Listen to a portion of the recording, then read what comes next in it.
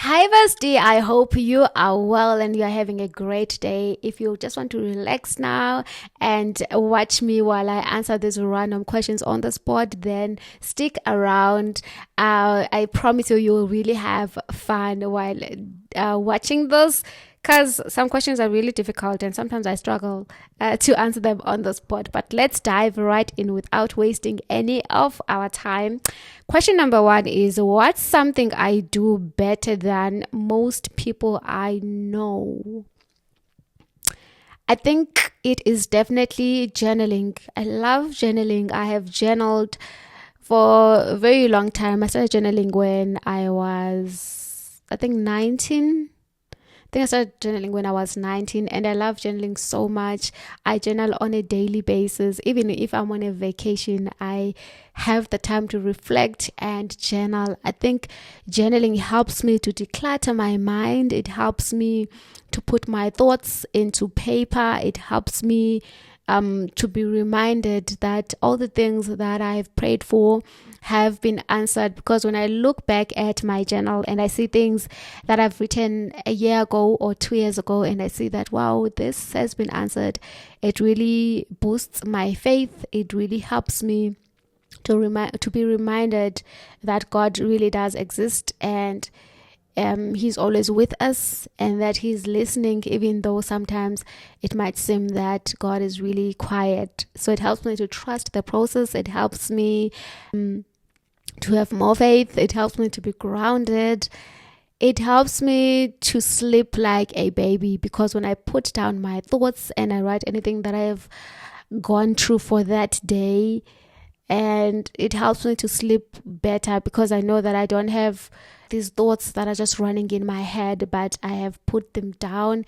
And also I think it helps me to be solution minded. If I write down something that I'm struggling with, somehow my brain tries to find a solution for that.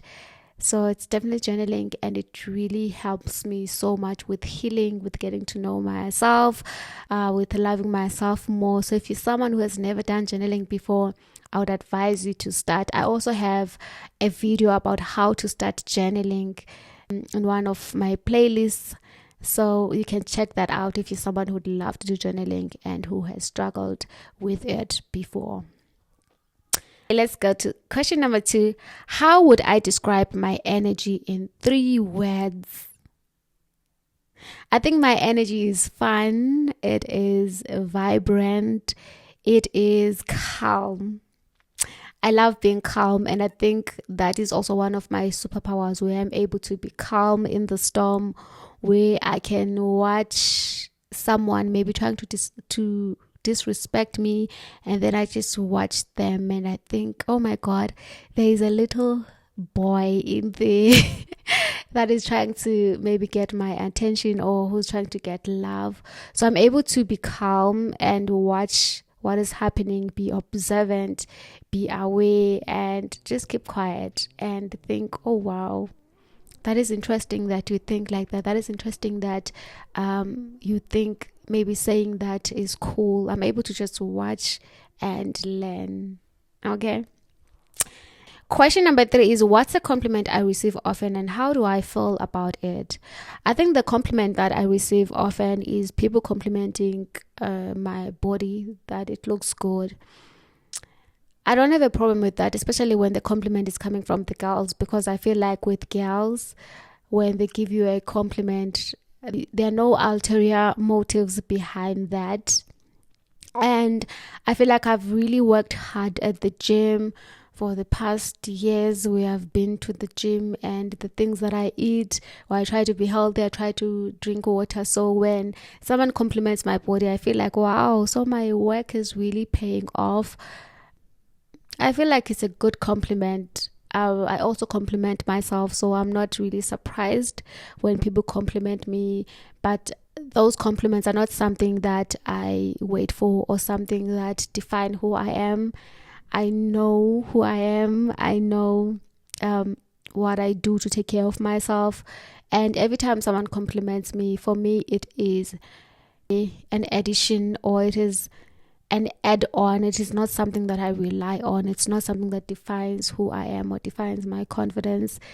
because I feel like I'm able to show up for myself first before anyone can show up. And I think those compliments are actually just a reflection of how I feel about myself. So I don't have a problem with that. I'm grateful for the compliments.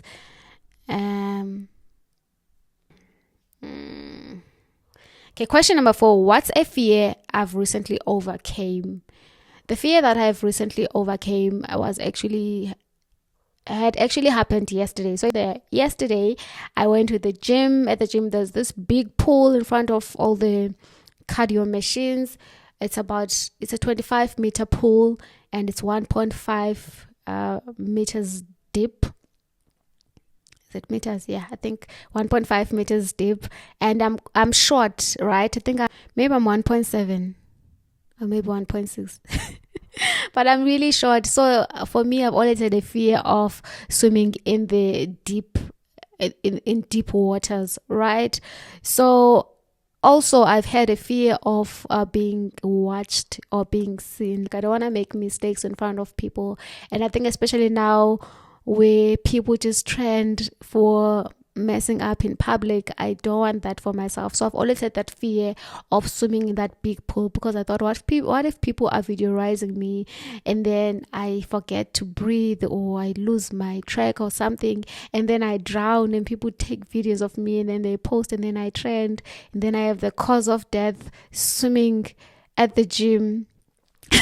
So yesterday what happened was I went to the gym. So my gym has 2 pools. There's a big pool, and then there's a small pool for kids, but it's not so small. It's about 15 meters long, and then it's 1.2 going down. So I'm comfortable in that one because the water gets to my shoulders, so I'm able to stand. I know that whatever happens I can always stand, and there's no peer pressure there because it's at the back, so no one is watching whether you're making mistakes, whether you're falling, whatever that's happening. No one is watching them. Okay, so yesterday I went there, and the baby pool had kids that were being taught how to swim, and then the big one had people that were swimming on all the lanes. One lane that was open was in the middle. So I have swam on the big pool, but I would usually swim on the side lanes because I want to have that wall where if I make a mistake I can just stand up and hold on to the wall. But this time those lanes were taken, and it was going to be rude for me to ask someone else to switch the lanes with me. And I think also because it doesn't really make sense why I want to swim on the side, because the pool is the same level, right? So I challenged myself to go there and swim in the middle lane, and I swam for the second time. So I went up the first time. The second time when I was coming down, I don't know, I think I overthought and I had anxiety, and then I stopped, and then I was breathing rapidly, but I was able to calm myself, stand, and then swim again. I can't really stand. I was like tippy-toeing because I'm really short, and then I swam, and I was just so proud of myself. And then I swam again for other 10 laps. So that is a fear that I have overcame. I'm so proud of myself that I was able to swim in the middle lane for like 10 laps. That was the first time it happened for me. And I know that it doesn't make sense for some people because, like I said, the pool is the same. It is the same level. It's not deep and shallow in other parts, but for me, I've always wanted to swim on the side where I can always have the wall to hold on to. But I did well, and when I started doing swimming before, I used to be so scared to even just walk in the water. I would think that if I make a mistake, I'm gonna drown and I'm gonna die. And now to see that I'm able to swim up to 25 meters in the middle of the pool, that is really an achievement for me.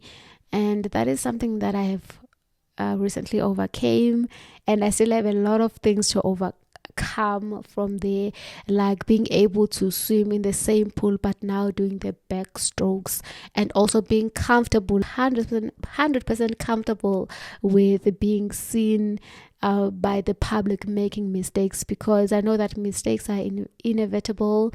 I know that I'm not going to be perfect, whether I'm swimming or I'm talking or I'm just living my life. So that is something that I have overcame. I hope it makes sense. I feel like I've just been blabbing.